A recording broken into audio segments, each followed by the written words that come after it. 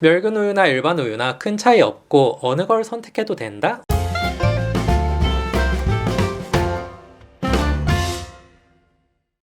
배꼽손 안녕하세요, 말랑닥터입니다. 좋아요와 구독, 많은 관심과 사랑 부탁드립니다. 오늘은 지난번에 올렸던 돌이 지나면 분유 대신 우유를 먹여야 하는 이유에 이어서 두 번째 우유 이야기입니다. 멸균 우유와 일반 우유를 비교해 볼 예정인데 몰라도 될 만한 좀 쓸데없는 것들까지 깊게 알아볼 예정이거든요.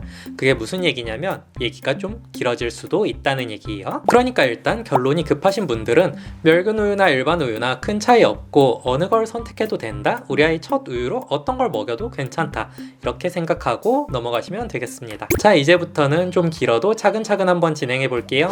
이런 얘기들이 다뤄질 예정입니다. 우유는 오랜 시간 건강한 완전 식품 취급을 받았습니다.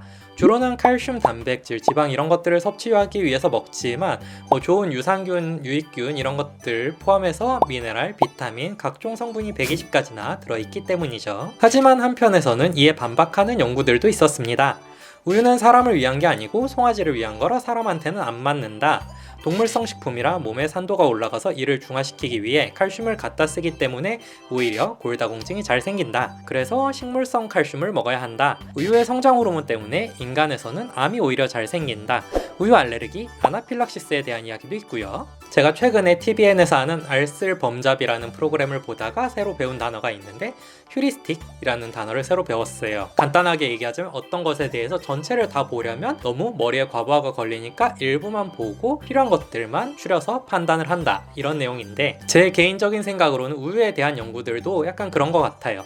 물론 저런 연구들이 있는 건 맞지만 저런 연구들이 틀렸다는 건 아니지만 우유와 관련한 많은 연구들을 봤을 때 우유가 건강에 도움이 된다, 이런 연구가 훨씬 많다는 거, 우유가 나쁘다는 연구는 일부분이라는 거. 물론 일부 연구라고 하더라도 그게 사람의 정말 치명적인, 예를 들어서 하루에 우유를 2리터씩 마시면 사망 위험도가 10배 증가한다, 이런 수준의 크리티컬한 연구가 있었다면 당연히 주의해야 하는 게 맞지만 실제 그렇지는 않다는 거죠. 우유를 마시면 심장에 문제가 생긴다. 심장병과 관련해서는 과량의 칼슘이 주로 문제시되는 듯 하지만 아직은 명확하게 결론이 나오진 않았죠. 많이 먹으면 전립선암 위험도가 높아진다는 그런 연구들도 있어요. 또 너무 많은 양의 칼슘이 신장 결석을 증가시킬 수는 있습니다. 다만 이것 때문에 우유를 포기할 거냐 하는 것에 대해서는 그동안 쌓여졌던 여러 연구들을 봤을 때 여전히 적당량의 우유는 건강에 도움이 된다는 생각이 듭니다. 앞서 전문가들이 경고한 것도 유제품을 과하게, 무분별하게 섭취하는 것이었고요.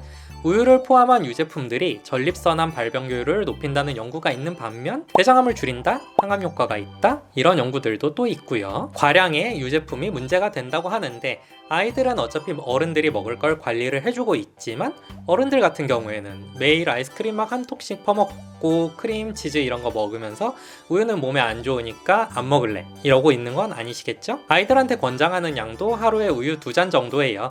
그 이상 많이 먹는 건 또 권하진 않습니다. 이제 다시 오늘의 본론으로 돌아와 멸균 우유와 우유의 얘기를 한번 해보죠. 일반적인 우유는 주로 이런 플라스틱 병이나 이렇게 생긴 종이팩에 들어있는 거, 멸균 우유는 이런 네모난 팩에 들어있는 것들이죠. 일반적인 우유의 유통기한이 일주일에서 열흘 요 정도 내외인 것에 비해서 멸균 우유는 1년 이상 장기 보관할 수도 있습니다.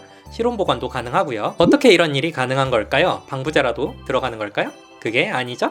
바로 살균의 차이입니다. 우유는 영양분이 많죠. 그 안에 만약 세균이 살고 있다면 세균에게 우유는 훌륭한 배지입니다. 우유는 소에서 얻어서 공장으로 보내고 원유를 여과하고 냉각해서 큰 탱크에 저장합니다. 일부 균은 저온 냉각 과정에서 죽기도 하지만 이렇게 소에서 우유를 짜서 저장 탱크로 옮겨지는 과정에서도 세균 수는 10배 이상 증가할 수 있습니다. 좋은 균이든 나쁜 균이든 상관없이 말이에요. 그리고 그 중에 나쁜 균이 그대로 들어있는 우유를 우리가 마시게 된다면 우리는 아주 쉽게 균에 감염이 됩니다. 따라서 우리가 우유를 마시기 위해서는 이런 균들을 죽이는 살균 과정이 필요한데 주로는 열로 죽이게 됩니다. 쉽게 말해서 끓이는 거예요, 우유를. 집에서 우유를 끓이거나 데우면 좀 이상해지죠. 맛도 조금 변하기도 하고 하얀 맛 같은 것도 생기기도 하고요. 그래서 우유를 살균할 때는 정확한 온도와 시간이 중요합니다.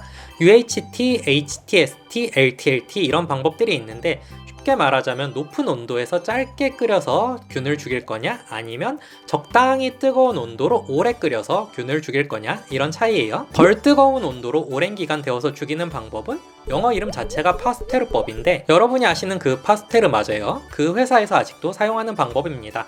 우유의 맛이 좀 많이 살아있죠. 대신에 인체에 무해한 균들이 좀 남아있을 수 있어서 보관을 잘 해야 되고 무조건 냉장 보관을 꼭 해야 합니다. 안 그러면 쉽게 상해요. 반면 높은 온도로 살균하면 당연히 균은 더 잘 죽습니다. 대신 그만큼 영양소의 파괴도 필연적으로 일어날 수 있고 몸에 좋은 유익균들도 일부 사망할 수 있죠. 멸균 우유는 이것보다 더 높은 온도로 더 길게 살균을 해요. 좋은 균이든 나쁜 균이든 뭐든 간에 균이 1도 없게 그냥 싹 다 태워 죽이는 거죠. 그래서 상하지 않습니다. 그러면 이렇게 좋은 균도 다 죽여버리고 영양소도 파괴되는데 그러면 멸균 우유보다 일반 우유가 더 좋은 거 아니야? 이렇게 생각하실 수도 있는데 실제 영양소 차이는 없다는 게 학계의 정설이죠.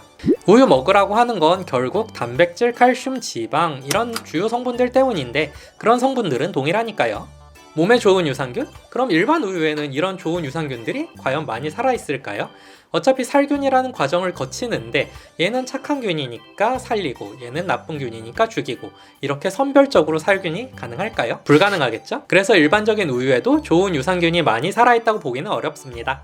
그렇다고 이런 좋은 유산균을 살리자고 살균을 약하게 해서 나쁜 균들을 살려두는 건 더더욱 말이 안 되고요. 영양소 파괴의 최소화는 가능한 얘기일 수 있는데 어차피 주요 영양소들은 큰 차이가 없다는 거 다시 한번 말씀드리고 맛은 좀 다를 수 있으니 이건 취향 따라 선택하시면 되겠습니다. 아이들한테 주는 것도 마찬가지예요. 어떤 걸 주셔도 괜찮습니다. 소량의 미생물, 세균도 불안하다 하시면 멸균 우유를 주시고 그래도 그냥 우유가 맛있고 영양가가 더 높겠지 생각되시는 분들은 일반 우유를 주시면 되겠습니다. 난 그래도 우유 불안해 하시는 분들은 두유 주시는 것도 이건 개인적인 선택이니까요. 그렇다면 실제로 마트 가서 어떤 우유를 골라오면 될까요?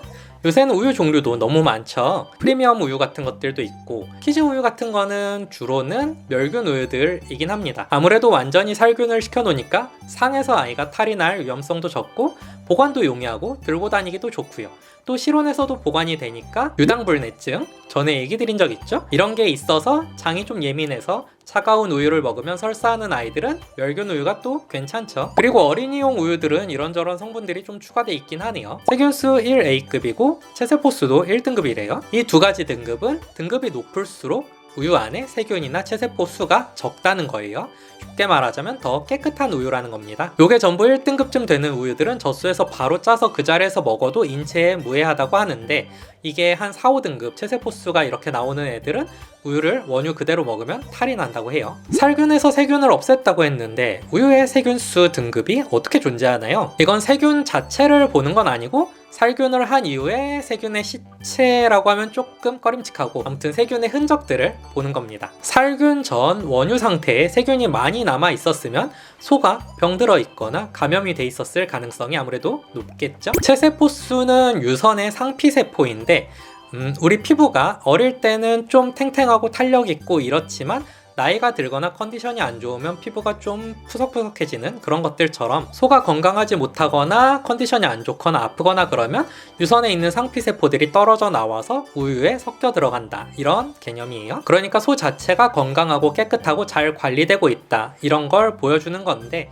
국내에 유통되고 있는 우유들은 대부분 체세포수 1, 2등급 수준으로 다 먹을 수 있는 수준이라고 합니다. 무항생제 우유는 꼭 필요할 때가 아니면 항생제를 안 쓴다는 개념인데 아프거나 그러면 항생제를 안 쓰고 그냥 둘 수는 없으니까요. 요게 이슈가 된 건 옛날에 정말 옛날에 소를 키울 때 항생제를 막 때려 부어서 키워서 그래요. 성장 호르몬이랑 항생제를 소한테 주면 소가 잘 크고 우유도 많이 만들어냈어요. 근데 문제는 그 항생제가 사람한테 쓰는 항생제를 때려 붓다 보니까 소 안에서 이 항생제의 내성균이 자라기도 하고 그 내성균이 우유를 타고 흘러나오기도 하고 그랬다고 해서 문제가 된 건데 다 옛날 얘기예요. 우유자조금관리위원회에 따르면 국내 모든 K밀크는 항생제 잔류와 체세포수, 세균수를 검사받는다고 해요. 그리고 성장 촉진 호르몬은 국내에서는 불법은 아니지만 사용하지 않는다고 합니다. 지금 현재 무항생제 우유나 유기농 우유 이런 것들은 소를 관리하고 있는 목장이 인증을 받는 거고 일정 기간 동안 항생제를 쓰지 않거나 만약 썼다면 일정 기간 동안 항생제를 쓰지 않는 기간을 가지거나 이러면 인증을 받을 수 있습니다. 쉽게 말해서 소에서 항생제가 검출될 가능성을 아예 없애버리겠다는 거죠. 그리고 항생제를 안 쓰려면 소가 아프면 안 되니까 그만큼 목장이 깨끗하고 소들이 건강하게 관리가 되어야 할 테고요. 근데 국내에 유통되는 우유들은 항생제가 거의 검출이 안 된다고 했잖아요. 그러니까 우유에 붙어있는 저런 수식어들은 소를 키우고 있는 목장이 좀 더 깨끗하게 관리되고 있나 보다 정도로 생각하시면 되겠습니다. 그게 비록 큰 차이는 없다고 하더라도요.